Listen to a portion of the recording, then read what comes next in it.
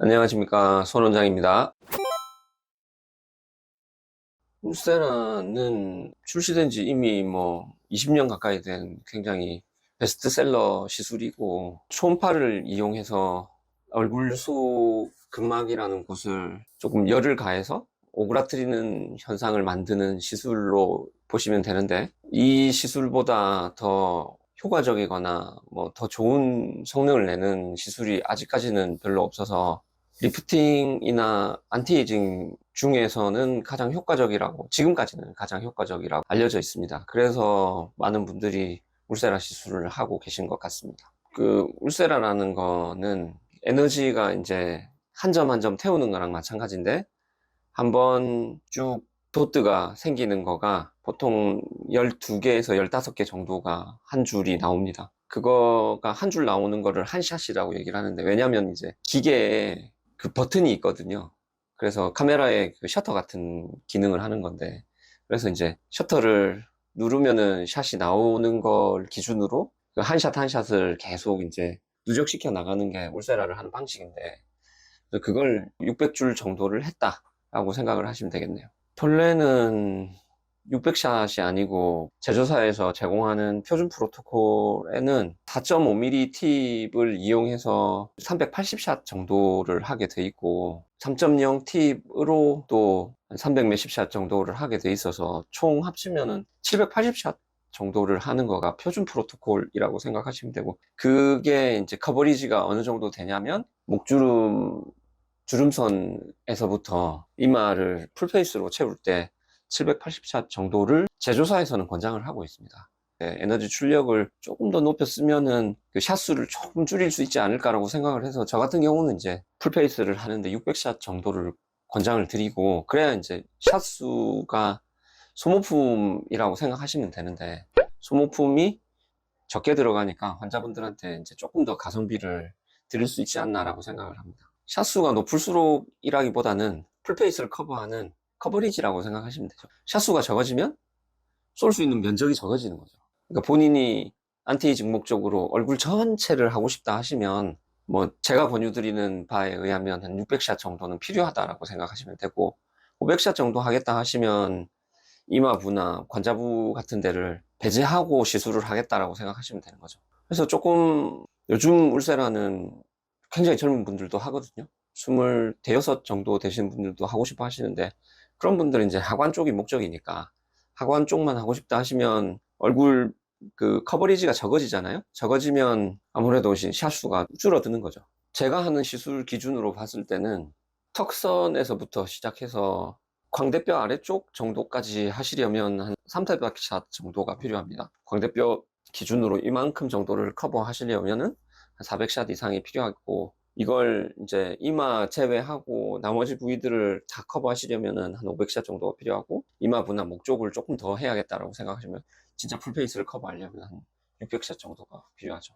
저는 좀 고출력으로 쓰기 위해서 환자분들에게 수면 마취를 제공을 해드리고 있거든요. 수면 마취를 자주 할 수가 없기 때문에 사실은 한번 하실 때 그냥 풀페이스를 커버 하시는 게 좋겠습니다 라고 얘기를 하고, 근데 생각해보면은 적은 샷수를 마취 크림만 바르고 저출력으로 자주 한다가 결국은 이제 1년 내에 해야 되는 그 샷수가 늘거든요. 그래서 이제 비용적으로는 조금 더 부담될 수 있겠습니다. 비용은 전혀 상관이 없다 하시면 낮은 출력으로 자주자주 하시는 것도 별로 나쁘진 않다고 생각해요. 그게 뭐 결정적으로 큰 둘의 차이가 있을까요, 그러면? 별로 아닐 것 같아요. 붓기는 사람마다 좀 차이가 있는 편이라서 이게 모든 분들한테 다 붓는다라고 얘기하기는 조금 힘들 것 같기는 해요. 근데 울세라가 송지효 씨는 그렇게 많이 부었다고 하지만, 다른 분들 제 일상적으로 그냥 봤을 때는 그렇게 많이 붓는 분들은 흔치는 않아요. 그래서 울세라를 하고 붓기가 없어서 이거 시술 잘못한 거 아니에요 라고 얘기하실 필요도 별로 없고, 울세라가 너무 퉁퉁 붓지 않냐 라고 걱정하실 필요도 없을 것 같기는 합니다. 그건 아닌 것 같고, 이게 울세라의 리프팅 되는 높이 정도가 3에서 5mm 정도 수준이거든요. 그러니까 3, 40대 정도에서는 이게 굉장히 드라마틱하다라고 느끼실 수 있긴 한데, 60대 정도 분들이 울세라를 했을 때는 전후 차이가 별로 없다라고 느끼실 수 있어요. 본인이 이게 리프팅 돼야 되는 높이가 훨씬 더 높기 때문에. 그러니까 리프팅 돼야 되는 그 길이가 훨씬 더 길기 때문에 전후차가 별로 없기 때문에 효과가 없다라고 얘기하시는 분들도 많거든요. 그래서 제 생각에는 미드 에이지 정도, 그러니까 3, 40대가 하셨을 때 만족감이 크지 않나라고 생각을 합니다. 얼굴살이 없는 분들이 모든 리프팅 시술이 다 잘 돼요. 얼굴살이 별로 없어야 리프팅이 잘 되는 편인데, 이제 얼굴이 살이 너무 없고 마른 얼굴이면 울세라를 강하게 쓰기가 힘들죠. 왜냐하면 피부 두께가 굉장히 얇다는 거나 마찬가지인데, 그러면 제가 그 주는 에너지라는 거가 어딘가 갈 곳이 별로 없어서 피부 속에 너무 오래 머물거나 아니면 옆으로 약간 번지면서 이제 쿨링이 돼 가야 되잖아요. 그런 현상이 전도가 돼야 되는데 전도가 되지가 않고 너무 오래 머물거나 피부 쪽으로 열이 다시 튀어나오는 경우에는 이제 화상이 생기거나 할 수도 있고, 지방이 너무 또 녹아나거나 하는 경우가 생길 수 있기 때문에 마른 얼굴에게 울세라 하는 거가 사실은 쉽지가 않은 거죠. 그래서 효과가 없다라기보다는 마른 얼굴에게는 그러니까 저출력으로 쏘게 되는 거죠. 그 울세라가 이렇게 피부에 계속 열을 가해서 피부가 화상을 입는 원리로 겉살이 이제 펴지는 거다. 그래서 울세라는 많이 받을수록 좋지 않다라는 그런 약간 계단? 인터넷 계단 같은 거가 좀 돌아다니더라고요. 그거를 보통 이제 판매하는 제조사들은 그러니까 자기들 연구 결과를 굉장히 누적을 하는데 10년, 15년 하셨던 분들의 전후 사진 같은 것들이 있어요. 제조사들에는. 그런 분들의 얼굴이 덜 늙어 있어요. 덜 늙어 있기 때문에 이게 계속해서 한다가 노화를 예방하거나 아니면 좀 덜 나이 들어 보이게 한 거는 분명한 결과이기 때문에 그 괴담을 굳이 믿으실 필요는 없고, 그 괴담에 결국은 맨 마지막에 나오는 건 본인들 뭐 영양식품 드세요 거나 아니면 본인들 화장품 쓰세요로 결론이 나요.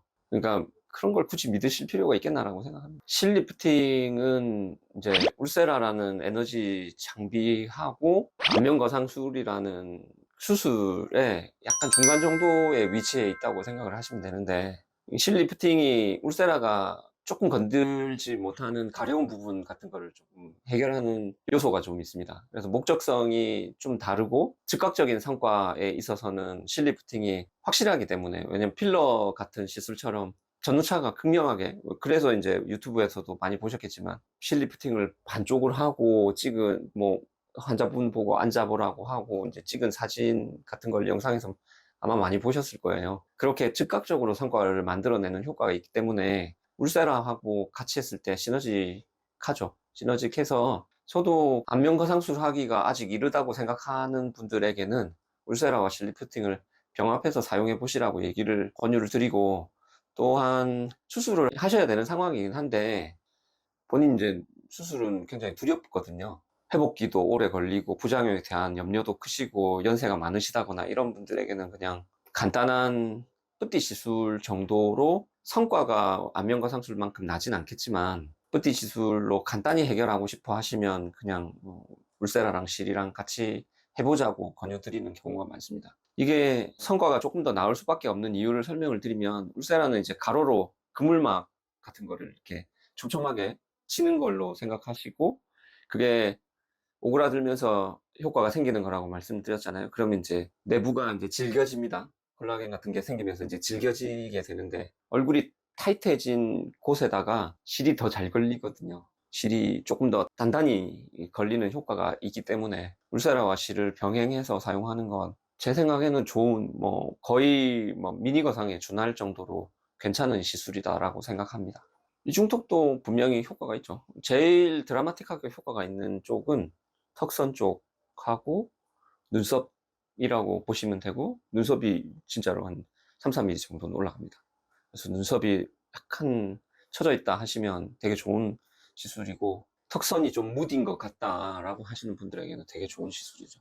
모든 시술은 다 시술자의 테크닉에 조금 차이가 있습니다. 그럼에도 불구하고 그걸 이제 줄이고자 해서 제조사에서는 지속적으로 교육시키고 있고, 뭐 저도 이제 저희 병원 의사 선생님들하고는 프로토콜을 좀 단일화하려고 굉장히 많이 노력하고 있는 거고, 시술의 성과는 분명히 시술자마다 차이가 있을 거다라고 생각을 하시는 게 좋겠죠.